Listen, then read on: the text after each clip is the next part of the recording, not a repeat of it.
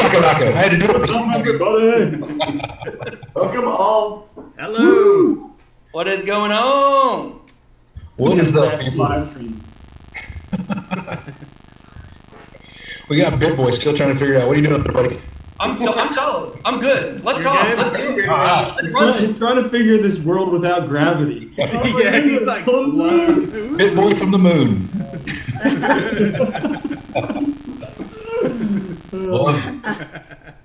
All right. Where are you, Lake Tahoe? You just crawl down or just come down from the top of the mountain to do the YouTube stream with us? Totally. Man. I was just hiking, with my other bearded friends. I love it. Mm-hmm. Cool, man. So how's everybody doing today?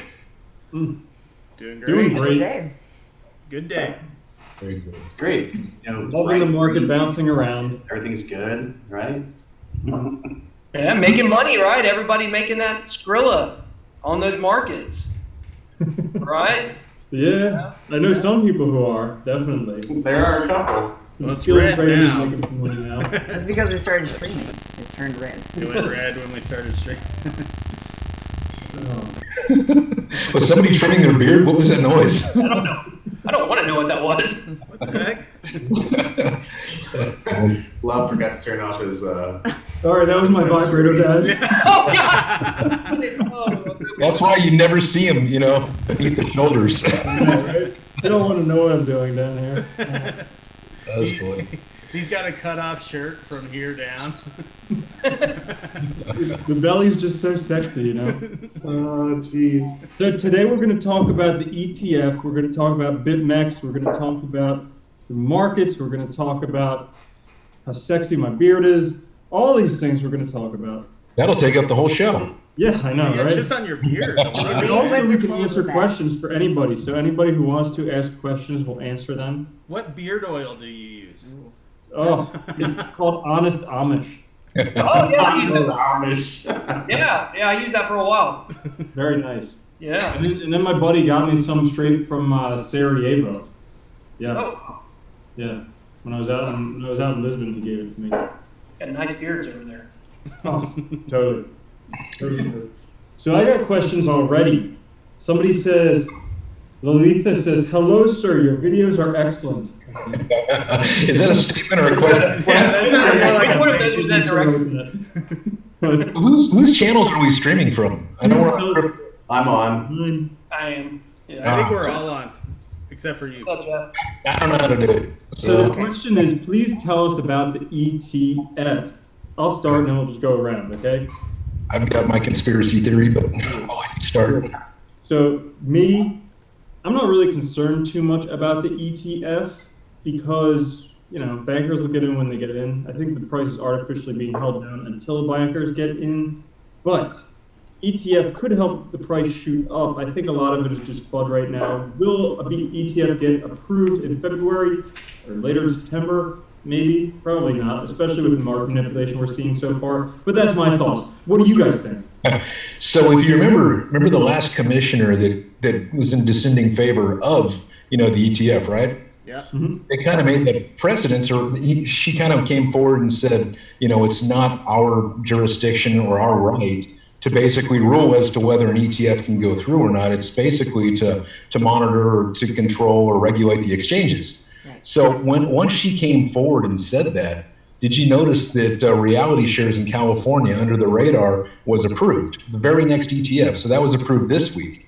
Tomorrow we got pro shares, which is up on the chopping block, either yay or nay. And I have a feeling that it's going to go through because I think once she publicly came forward and said, "Hey, look, this isn't our job, guys. We shouldn't be doing this." They all met internally and said, "Hey, you know what? She's right. We'll monitor, the exchanges, but we shouldn't be saying, whether an ETF can or can't go through. They're supposed to be within the scope of the exchanges." So once she came forward and said that, I think, and again, this is just me talking, I don't know anything, but I just think that, the next one was approved, and I think tomorrow's is going to be approved.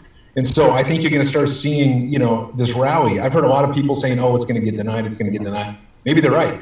But as soon as she came out and said it wasn't their business to do that, you saw the next one was approved. I think tomorrow's is going to be approved. And I think we're going to start seeing, the fuel to the fire that we need, to start injecting cash into this, because it's like a 10 to 50 ratio. every dollar that goes in, raises the market cap by 10 to 50 bucks. So reality shares was like 100 million. All right. So times that by 50, right? And so pro shares, I think, is even bigger, right? So you can see how this can really have a good effect, on the crypto markets. And not that anything's really ready for mass adoption yet, but hey, the speculators and people that are trying to make a bunch of money on this, this might be the season starting. That's my conspiracy theory. I think the markets were held down for the ETF, and I think it was a lot of fun at first. I do think ETFs will eventually be a good thing for the market, because people that might want to put it in a retirement account or something and not go through all the other hassle that you need to go through to invest, they'll be able to. But I think primarily it was held down, so big money could get in cheaper. So what do you think? Will it be approved? I think it'll be approved. I agree with Beadles. I think once she came out and said that, it put the spotlight on the rest of them, and they're kind of like, oh shit. Well, I think they're damned either way, right? Because at this point, if they don't do it, everyone's going to go, yeah, they're still doing this suppression thing, and they're not supposed to do that, she already said. But if they do it, then they're going to have people that are saying, well, we weren't ready for that. Why did you guys do that? The government didn't approve this yet.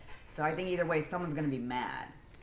Well, what do you guys think? An interesting thing that I saw was that what if where the price is right now, a lot of people have said the price, should be down further than it is. Mm-hmm. What if the ETF approval is already built into the price right now? And that's what's been keeping it above 6. And I thought that was very interesting. I certainly hope not, but how many times have we been disappointed over this last 6 to 8 months with, this is it, Chinese New Year, Wall Street bonuses, the consensus pump. Like, it feels next time.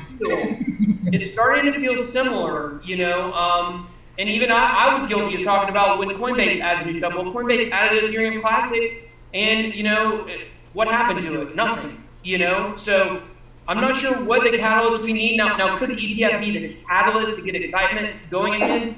Not for your retail investor, but for your institutional money maybe, but they're already in. So I don't know, I'm just starting to doubt that maybe this ETF is going to be what everybody said it's going to be. And maybe that's me just kind of, I always like to protect my heart. I don't like to think that, we're going to be stuck here for too much longer. But what do you guys think about all that?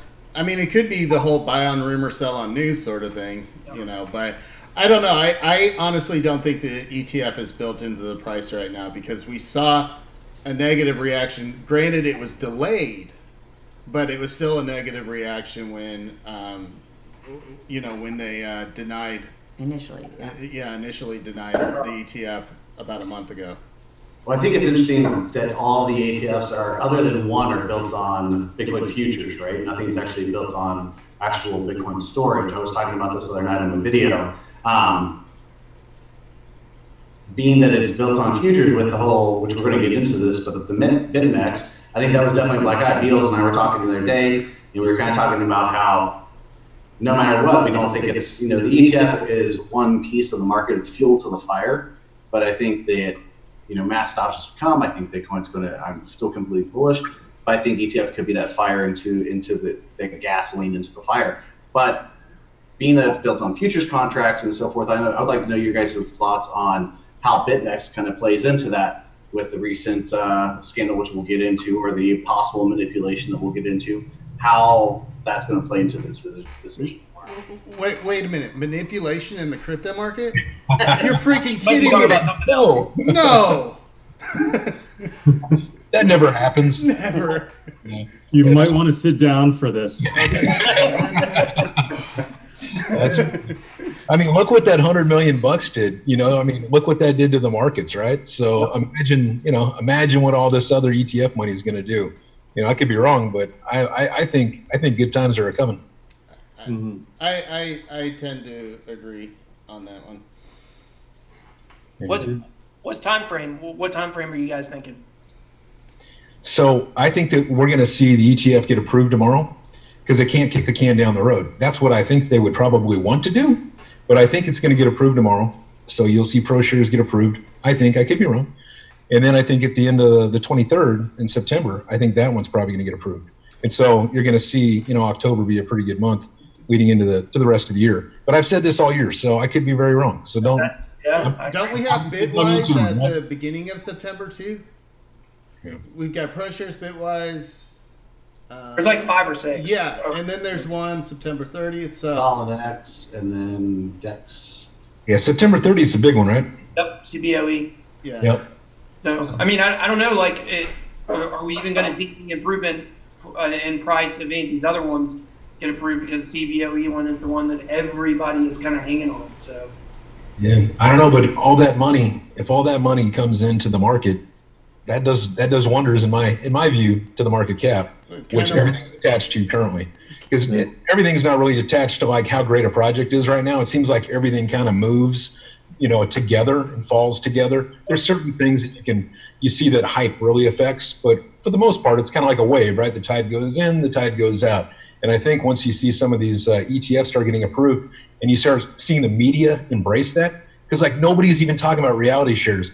I know even Miggity, who I was talking to him about it, it's hard to find it on the news, but it happened. But nobody's really talking about it. So I think tomorrow we're going to see it get approved, in contrary to what a lot of other people were saying. But I could be wrong. Could you be wrong, Beadles? I've been wrong once, but in the end, it turned out I was right. That's my father-in-law used to always say. I think general market sentiment right now is pretty down. Like, people are pretty downcast about the market in general. Oh yeah. Like, even with most people, even though there are these possible ETF things coming up, even though there's more development going on than ever before, even though the shitty projects are getting shaken out of the market, despite all of that, I think after like 8 months of a down market, everybody's getting pretty like, another thing. Well, but that's what we need. That's what I know that you interviewed Andre from 1 Minute Economics. That's something we talked about in my interview with him. Was the point of the markets is to inflict the maximum amount of pain on buyers and sellers. And so right now it's starting to feel like even people that had strong hands are letting go, and you can see that in the sentiment. And one thing that's really crazy about all of us and our YouTube channels, I'm sure you guys have seen this also in your social media channels, is the rise and fall of engagement, that goes along with price. Even on Instagram, if there's for me, my Instagram account is, I've got like almost 6,000 people on there, and it's a meme account, so it gets a lot of likes and stuff. But on a day when the markets are down, like this last week, I see a drop off in the engagement. It's just like people have been warned, they've been weathered. And like I said, even people that were hardcore are falling out. So that's why I think we've got to be getting close to the end. So when you're talking about like Instagram accounts, is it true that with size bigger is better?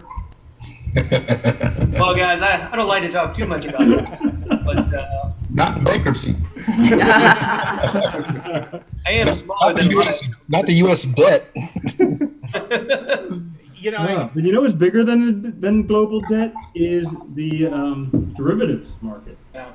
And there was someone, I forget who now, the other day, who was talking about how, there's some dude from Swiss banks, I forget his name. He was saying how he sees basically digital assets becoming like derivatives, or digital assets now are where derivatives were 30 years ago.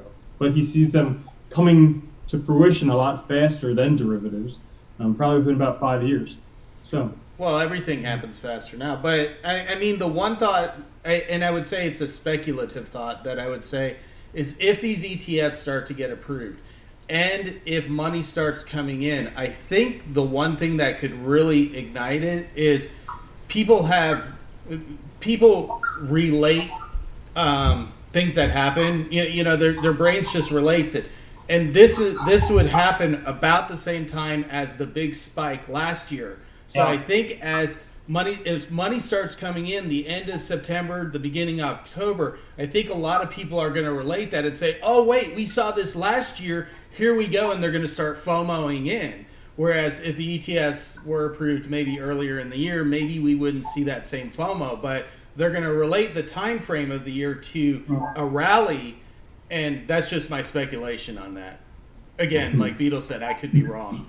Yeah, it's just, it's funny. People don't realize that the first ETF was approved. They think that crazy talking about it. Like, what's this dude talking about? It's like, dude, it's just not being covered, but it passed. Reality shares sneak in. And so tomorrow when ProShares is put up there, I think it'll pass, but I could be wrong.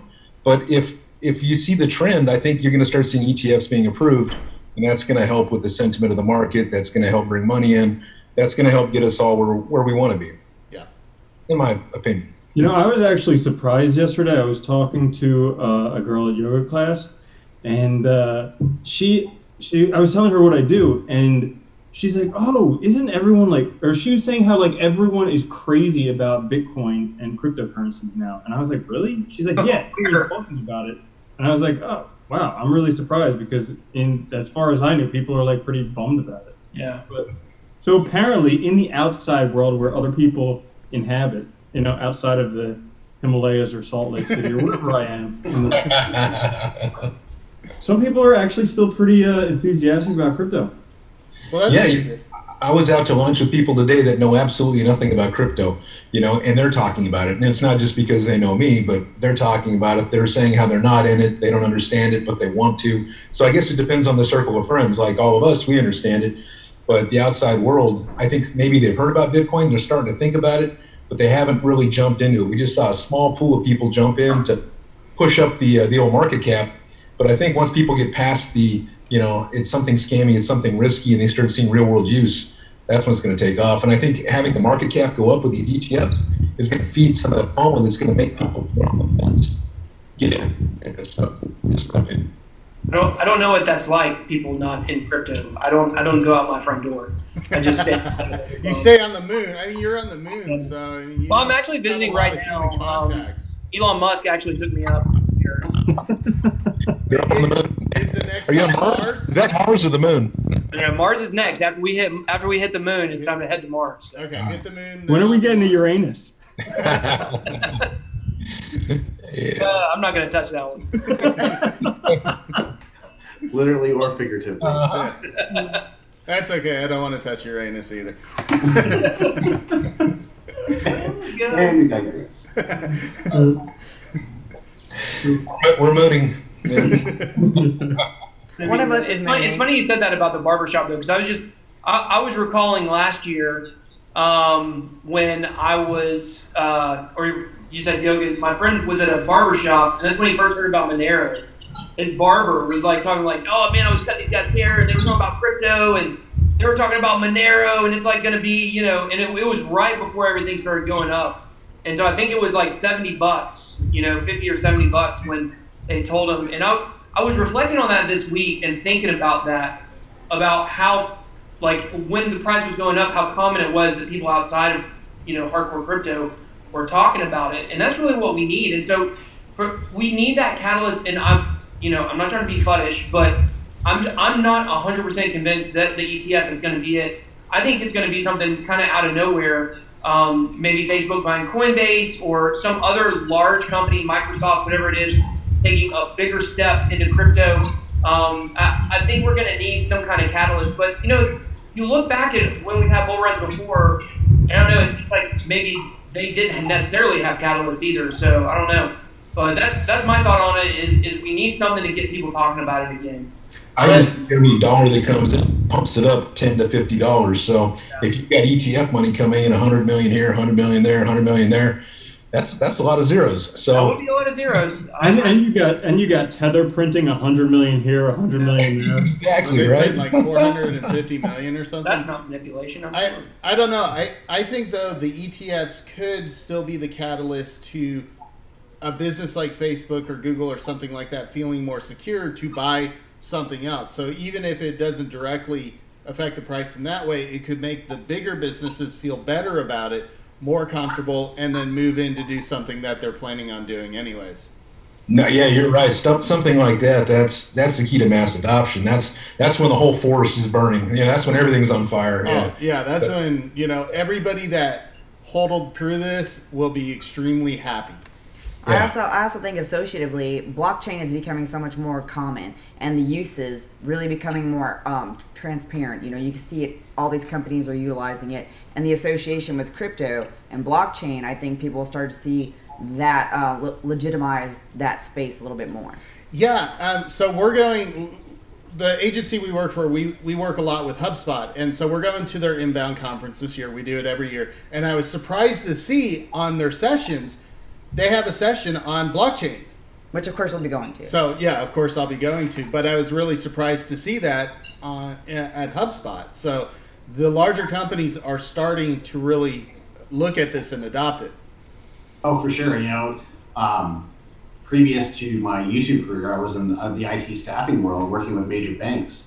And all the banks, all the credit cards you have in your pocket right now, they all have R&D going for blockchain. They're all looking for blockchain people to bring on board to get ahead of things. They have no clue what they're talking about right now. But at the same time, they're looking for blockchain developers because they know that there's implementation, not just on the crypto side, but for, you know, on the back end of making their processes easier, smoother, run faster, so on and so forth. The major companies that we know, top 10s, are looking at blockchain and are trying to implement blockchain.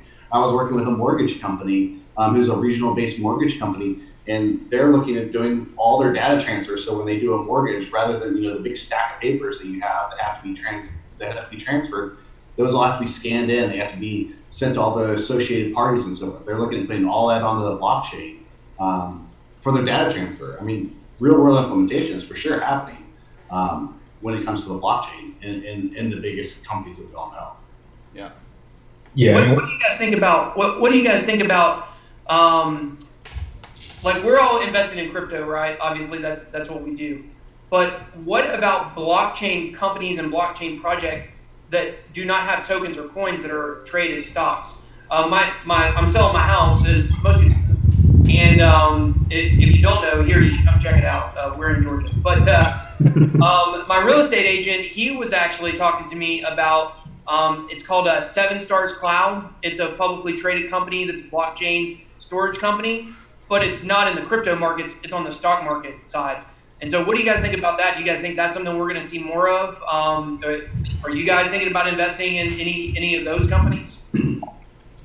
That's one thing that I've always had a concern about is, like, so blockchain is most definitely going to get adoption. It's like the next big thing. But what happens if blockchain gets adoption without the increase in crypto market cap? So, like, what happens if the money going into that doesn't actually go into the cryptocurrencies as we know them themselves? Right. Mm-hmm. I think one of the ways that that's kind of tackled is through some of the ecosystems that they build that actually needs the token in order to utilize certain blockchain aspects. I think that's a good way to keep that moving, but it is a good question on other projects. Mm-hmm. There's the other side of that coin where, like, basically you can somewhat create money out of nothing based on popularity. So if, like, Justin Bieber decides he wants to make Justin Bieber coin, and every kid in every school wants to own a Justin Bieber coin, but there's only a fixed amount of them, all of a sudden they become valuable. People trade them for money. So you can create money out of nothing. Kind of have to see. Yeah. Is that something you guys would suggest to your? I mean, obviously this isn't financial advice, but is that something, like, for your audience that you guys would say, you know, it might be good to diversify some of your portfolios and not, you know, be 100% in crypto? And if you, like, if blockchain is what you want to invest in, like, do some on the crypto markets and then some maybe in the stock side. This is my non-financial advice. Diversification is good to preserve wealth, but concentration is good to build wealth. So, Like that. A lot of people who become rich put all their money into one thing, whether it's their own education that helps them to build businesses, make a lot of money, and then they diversify it to preserve it. That's a good thing to do. It's always super duper risky to put all your eggs in one basket. But you know, I wouldn't recommend it. But again, this isn't financial advice. I'm a dude who's in the freaking mountains. Yeah. Listen to Crypto Love. It's financial advice. Most people don't become rich by being careful. In a sense, you have to take a risk normally in order to get that big payout. Not all the time. Right, but strategic, right? You don't want to just, like, throw things at the wall and see what sticks. Yeah. It's not spaghetti, it's money. But, you know, I'm all in on this, guys. I think it's coming back. hey. No, I think it's important, though, to check into what you find interest in and then learn about it and see how you can utilize that for investment opportunities. I guess I would answer your question the same way I would answer it if it was a crypto project. It depends on the company.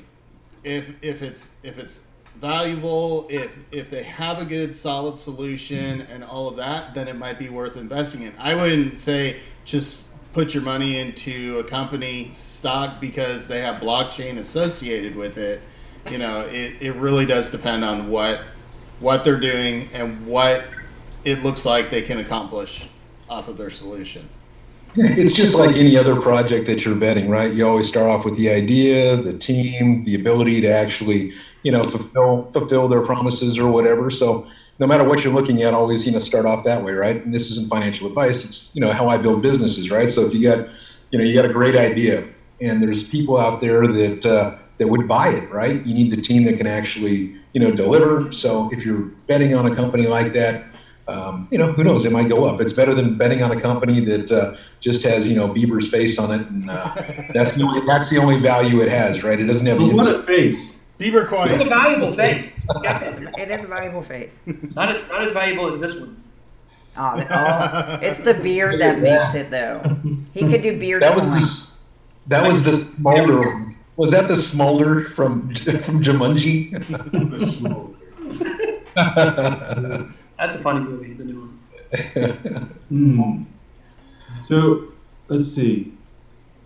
What else is going on in crypto these days aside from just people waiting for the price to go up and fearing it'll go down? Yeah, it seems like everybody out there is like, you know, in Fudsville. You know, just everybody's looking for a reason to say how it's dead and it's not coming back. But I don't know. I disagree, and I think that's, you know, the true believers. You know, they're still around, and you know the other ones, they'll come back and pretend that they were in it all along once it comes back. Right? FOMO back in at the top. You know? Yeah, they'll FOMO in and be like, "Oh yeah, I was in it the whole time. I knew the whole time it was coming back." Yeah. I'm starting to question. Another thing. Go for it. Oh, I was gonna say there's that Wozniak effect, right? Where the minute he gets really into something, then it goes the other way. So I'm kind of worried about ICOs right now. He needs. Yeah. And Jihan Wu just said ICOs are a bubble that will burst. Anything he can do to stay relevant is what he does. Yeah.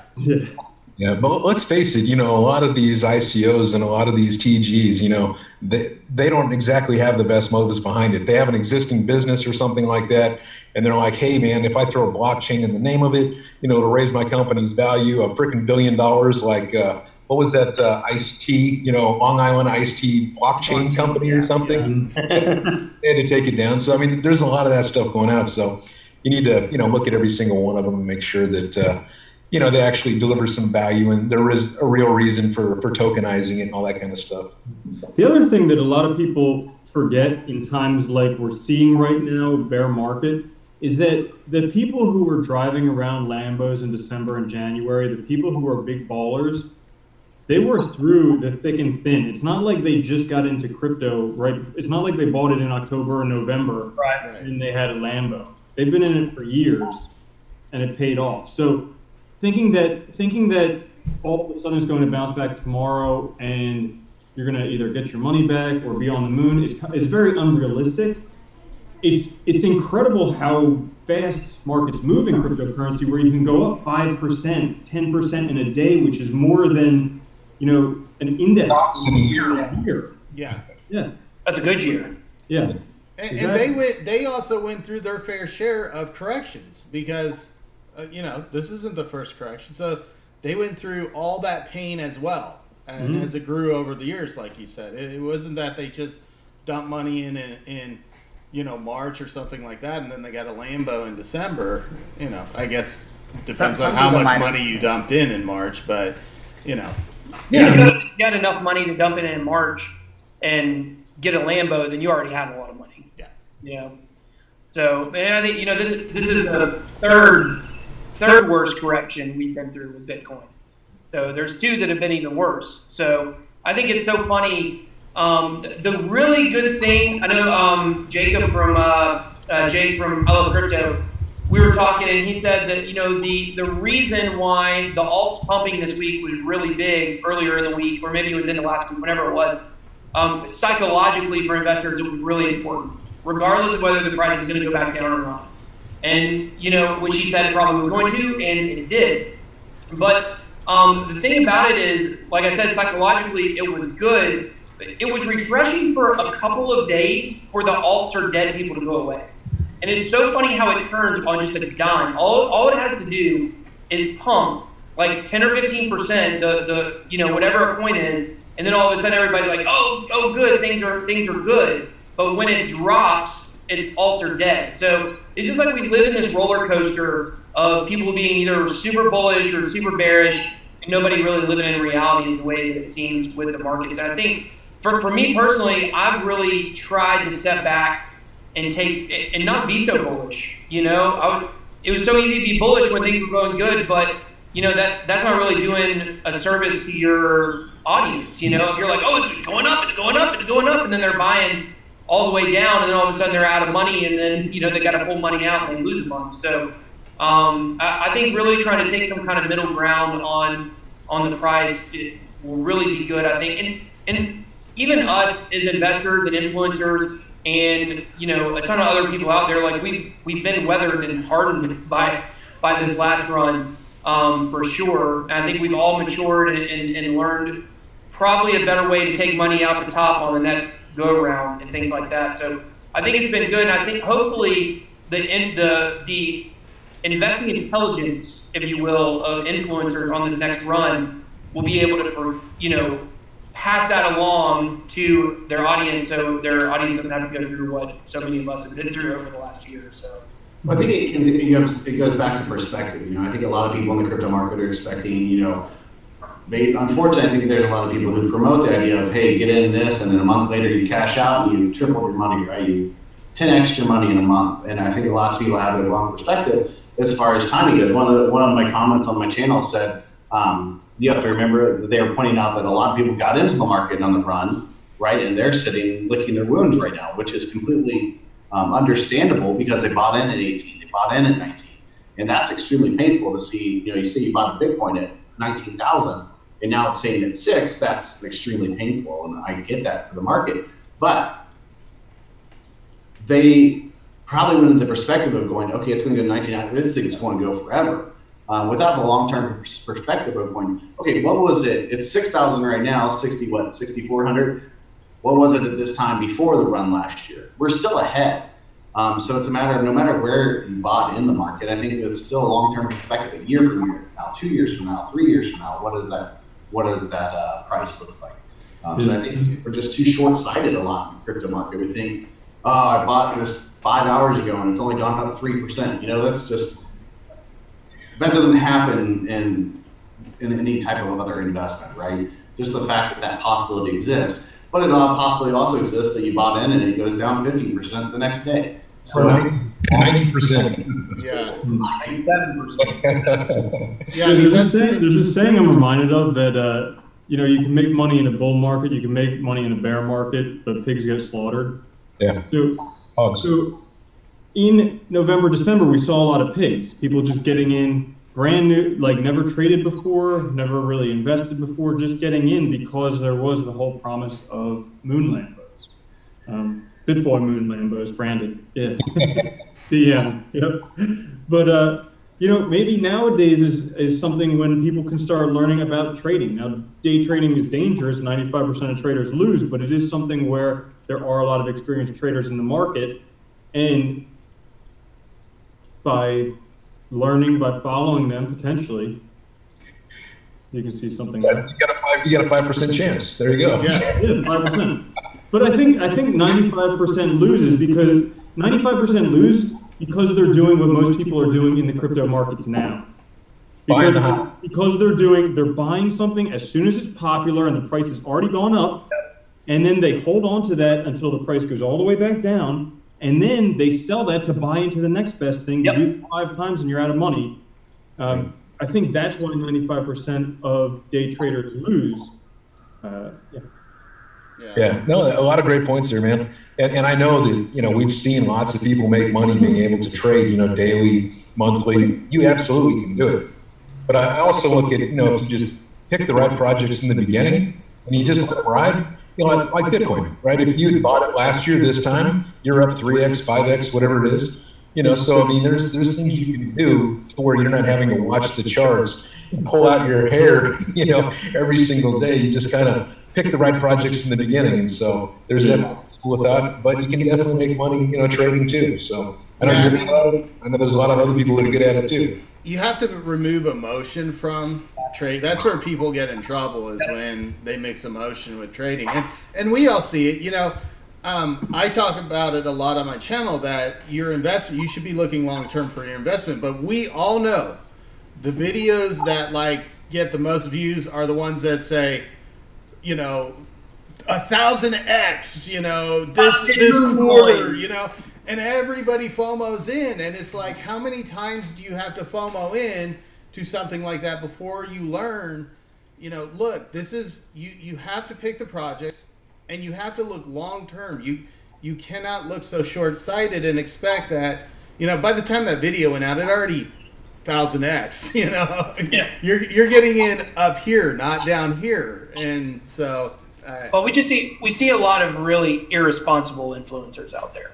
You know, a lot of irresponsible people making videos. Now look, we go back last year, we go back to November, December. I didn't even start my channel. I said a lot of you guys have adopted the bear market, but I was born in it. So that was my channel, you know, I didn't start till later. But if you go back to when things were going up, like, yeah, it was easy to say because everything was going up. Like, right. Oh, the next moon coin, here it is, you know, BitConnect, whatever it was.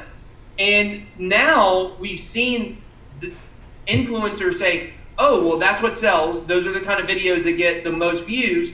So, I mean, I just saw a video the other day. I didn't watch it. I just saw the thumbnail. You know, it said like Cardano 30x, you know, or Ripple 30x in the next six weeks. And I was just like, that's so dumb. Like, why would anybody say that? Because right now where we're at in crypto, if Bitcoin isn't going to go up, if we don't get that catalyst and we don't see the price go up, nothing is going on a moonshot. Right.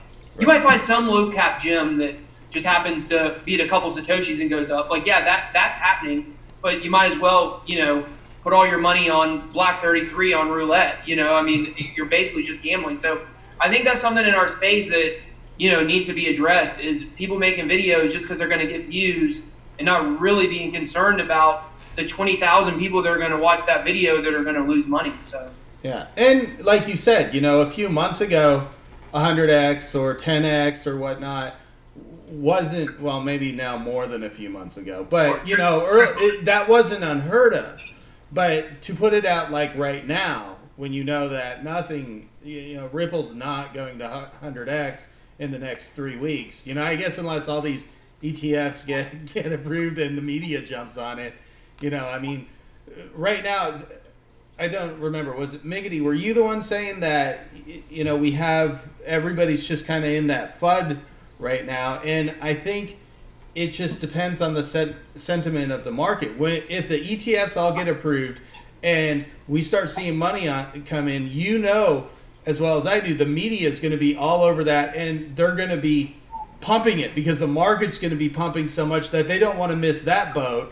So they want to seem like they're the ones on top of it. And then we're going to see the result of that, because if we get a lot of good coverage, then we're going to see people rushing in. But I think it also goes back to, again, kind of what Beadles was talking about, investing in good products for the long term. The money that's going to come in, the ETFs get approved, the pump's going to happen. There's going to be a hard correction also, because there's a lot of us who have weathered the storm, and we know, you know, I think all of us probably have our sell points right now for our long-term holds. Based off of our own research and what we've done and what we're looking at. And unfortunately, there's a group of people, the retail investors who are going to come in on the pump are looking for the nearest exit strategy they can find to get it back out, because they truly still haven't embraced the technology, embraced the concept behind in the long-term project. But I think we've all seen projects, and there might be somebody here who we all have that there's a project that we're all a fan of who's doing some amazing things in the space that is showing real world implementation. And Randall's holding up his finger like he's got a point, so I'm going to let him talk. Yeah, so I have some breaking news. I just saw in a chat, a couple people mentioned it. On CoinDesk Twitter, there is an article that the SEC has rejected 2 proposed Bitcoin ETFs from Granite Shares, bringing the total number proposals to 9, including apparently including the pro shares. Wow. Wow. Yeah. Well, that sucks. Yeah. SEC issues disapproval orders for pro shares Bitcoin ETF, pro shares short ETF, and 5 Bitcoin ETFs proposed by Direxion. That's odd because, when you have the commissioner that comes out and says that it's not their, and it's not within their scope to be, approving or, disapproving, these ETFs, and then the next one goes through, and then they go and they do this. Mm-hmm. Oh, I think they're giving very, very curious. Yeah, Mm-hmm. I think they're doing themselves more of a disservice and giving themselves more of a black eye by, I don't know. I guess Yeah, this is not only. Yeah, I'm looking at the article now as you were talking, Love, and it's not just a rejection of pro shares; it's rejection of Dirkson and Granite shares. Mm-hmm. Uh-oh, here comes a red candle. Yeah, that's what I'm looking at now. We definitely got some red candles. Got some red candles. It's coming. And That's nice. I think we have to go. Look, I'm not a TA guy, but I'm really big on believing in this 6K mining theory. Do you guys know about this theory? How the miners are keeping it from going below 6. And for a long time, I talked about this on my video yesterday. For a long time, I really liked that. It's like, oh, good, the mining theory, it's keeping the price up. But, what if we have to break through that? What if we have to go below that before we're going to get that bounce and go back up? And in reality, it's hurting, So we'll probably see some red candles here. Now, I think that if the CBOE gets delayed again or it gets outright rejected, I think we will break through that threshold. I don't think they'll be able to keep it up. But, that's what I just, like I said, I just think we're going to go down before we go back up. So, this doesn't really surprise me. And you know what?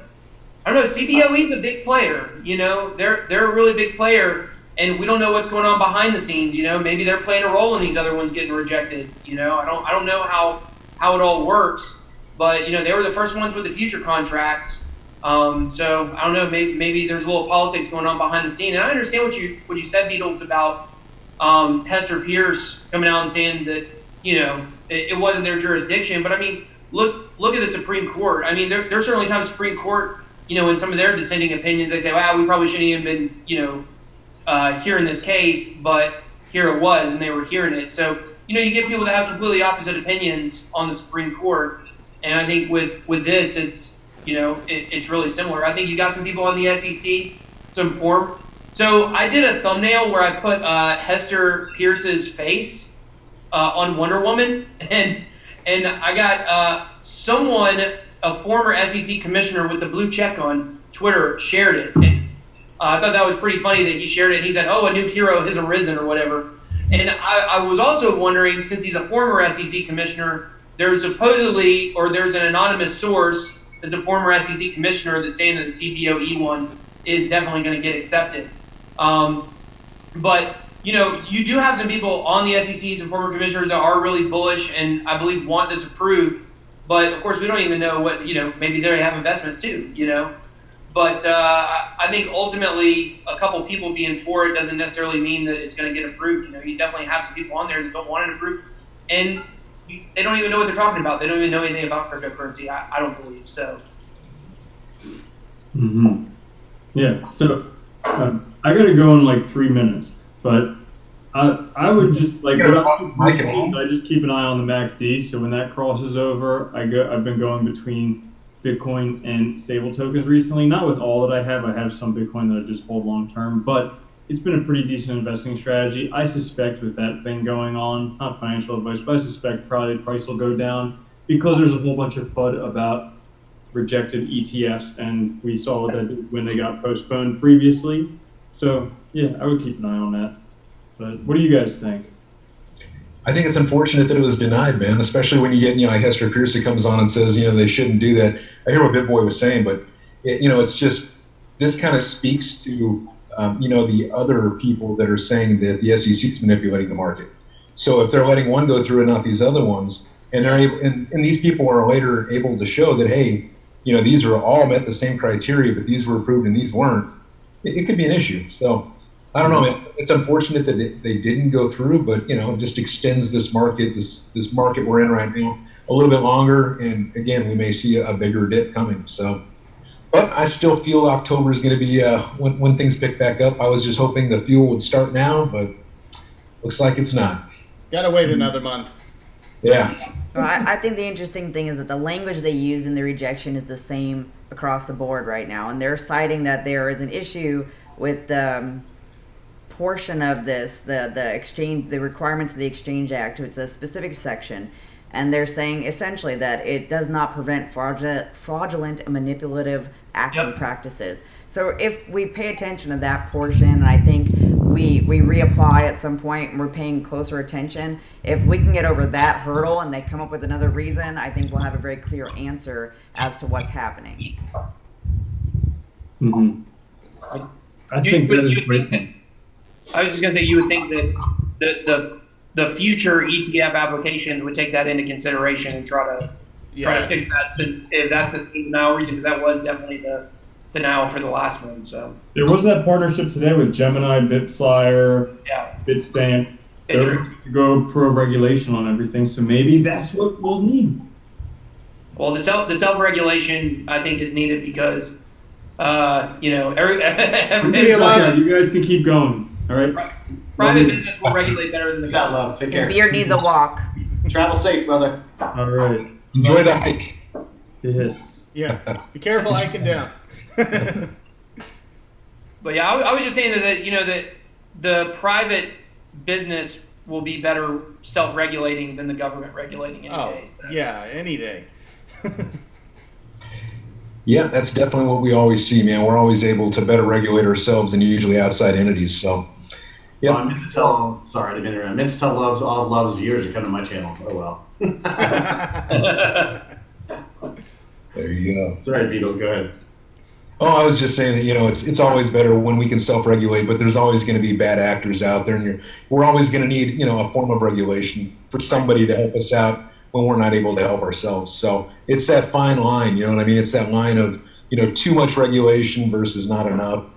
I always believe that self-regulation is the best regulation, but you still need some. You just don't want that iron fist, right? Right. But I mean, this is every market, every business. They all have these people and these issues. It's just, it plays out differently depending on, you know, the opportunity that's there for people to take advantage of. Right. When it comes to regulation, I've used this analogy before. It's like law enforcement, right? It's like police officers. We want police officers to come at 3 a.m. when somebody's trying to break in our house and to come help us out and keep us safe, right? We expect that, at least in the U.S., you know, I can't speak to our international audience and so forth, but we don't necessarily want them when I'm late for work and I'm cruising down the highway and I get pulled over. That's a form of regulation that I don't want.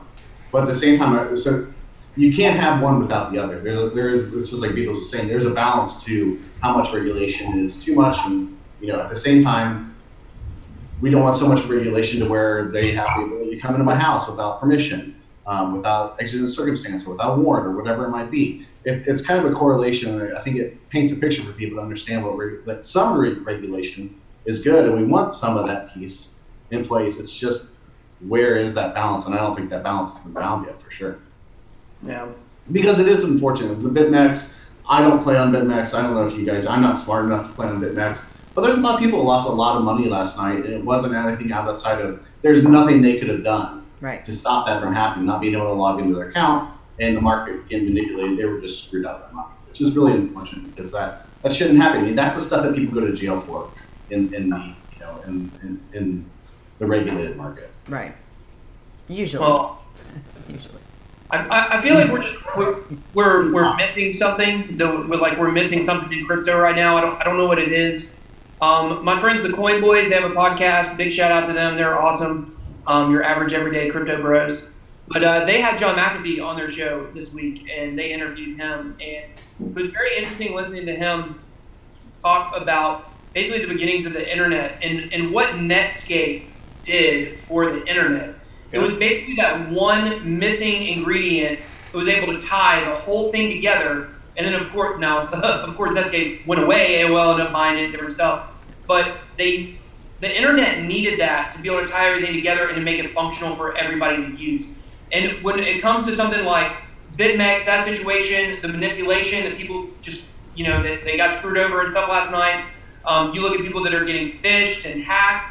all the time. We, like you said, we want the regulation to be able to keep us safe, but we want to be able to keep all our purchases private too. So there's something that we're missing, and I think some company is going to rise up and is going to create something we don't even know what it is yet, that's going to tie everything in together, and that's how we're going to get, people are going to look back 20, 30 years, at whatever that is, the same way they look at Netscape for the internet. So I just thought that was really interesting, and we need something right now for sure. Monarch. Excuse me. Yeah, Monarch called. Monarch. Oh, Monarch. Excuse me. Well, I thought they were calling it Monarch now. No. Yeah, what you need is something that ties everything together so people can use it, right? Once you have that, you'll have mainstream adoption. Because right now it's just all speculation. Everybody's getting into crypto because they're hoping to catch the next 1000x. So, once you have stuff people can use, creates real value, creates real convenience, solves real problems, you'll see this stuff take off. It's unfortunate the ETF, I'm still bummed out about that, didn't go through. Because it's like, some stuff like that helps feed the fire. So it feels like we just took a couple steps back. Because the SEC said, this one's approved, and then they denied the next one. It's like, that sucks. But I think we all agree what this is going to be in the end. So once we have, some real world value and some real world convenience for people, that's when you're going to see this, take off. You're going to see go from, Mosaic to Netscape, to AOL, to freaking Yahoo, to Google, Facebook. Forget Juno. The progression, yeah. Oh, yeah. Juno. Commodore Amiga, Oh, here we go that joke again. MacBook. We'll get there. Yeah, it's not as fast as we want, obviously. Yeah. I know. We want tomorrow. But in a few years, nothing works well enough to where we could have it tomorrow. You know what I mean? What really works well enough? So, yeah, there is that. Yeah, I mean, it seems like a long time when you're in it, but in a few years, I truly think we're going to look back and be like, damn, that happened really fast in the grand scheme of things. The internet happened pretty fast. I think, the thing about it, though, is we're living in where technology is increasing exponentially, obviously. And so there's a lot of concerns about quantum computers. I think they're overblown. I think we're a ways away from that happening. But how long of a day in the sun can Bitcoin and cryptocurrency really have? Technology is going, in the next, 40, 50 to 100 years, I don't know if quantum computers become...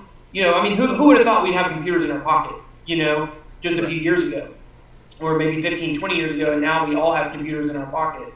So I don't know, maybe at some point quantum computing will be, I'm sure it will be, more accessible. And so I don't know if cryptocurrency will be able to adapt to that. And so my whole point here is I understand we're further away and we're in it and it feels like it's moving slow, but it needs to move pretty quick, because if not, some other technology could come in right behind it. So I think it's very important for these companies to become successful, to get their games together, and to really make this happen so we can install this as a new economic system before something else, like I said, can take its place. So that would put us all in a bad spot. So we don't want that. Yeah, and to speak to some of the viewers' comments too, I mean, we definitely don't want to just speculate on price going up. We actually want things that will actually benefit and create value, to the whole ecosystem, to the entire world. And blockchain can do that. Yeah. But right now, the biggest incentive for people to actually adopt it, unfortunately, is through speculation. So once we have those, the underlying, protocol, the algorithm that actually helps, generate real value and convenience for people, that's going to be amazing. That's what we're in for. And too, as you were just talking, I was just thinking on the ETF, like it stinks that was denied, but at the same time, I'm kind of glad that it's over with, right? Let's move on in the market and where Bitcoin can go. Because I think we've had this lingering what's going to happen thing going on, that we've been waiting on. Now we have our answers. So now let's address the situation and move forward. I don't think that what's going to happen with the ETF answer or question is answered yet. I think that's going to continue to linger until it's either just until it's approved, or for some reason it's just flat out you know. Hey, I got it, guys. I know how we can fix this. So this week, Beadles and I, we're both going to be at the Voice of the Blockchain conference, right? You're going to be there? You better believe it. Now, CBOE stands for, I believe, Chicago Board of Options and Exchanges.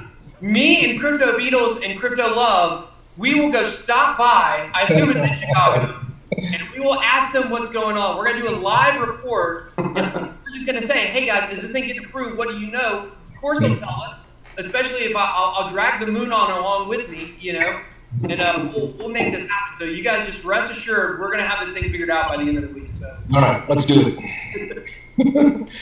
Yeah. YouTubers want to know. All right. There you go. Cool. What else do you guys want to talk about? It's pressing on the hour. Don't want to put people to sleep. Oh. My people are already sleeping, I think. Yeah, I think the ETF took most of the, it took the lion's share. The ETF's a disappointment. We won't pretend it's not, but realistically, we know that this stuff is actually working out there. You look at situations like Venezuela, things like that are happening. There is actual real-world use cases changing people's lives right now, and it's just going to take the rest of the world time to need to see the use. Those places need it, and we're in a position where we don't as much. Yeah. So I always go back to, like, you know, before Amazon and all that, when the internet was somewhat new, and people would say, who would ever buy stuff online without looking at it? You know, and there was all sorts of FUD around that. And now look, I mean, it happens all the time. That's how you buy 90% of your stuff. And so it'll happen.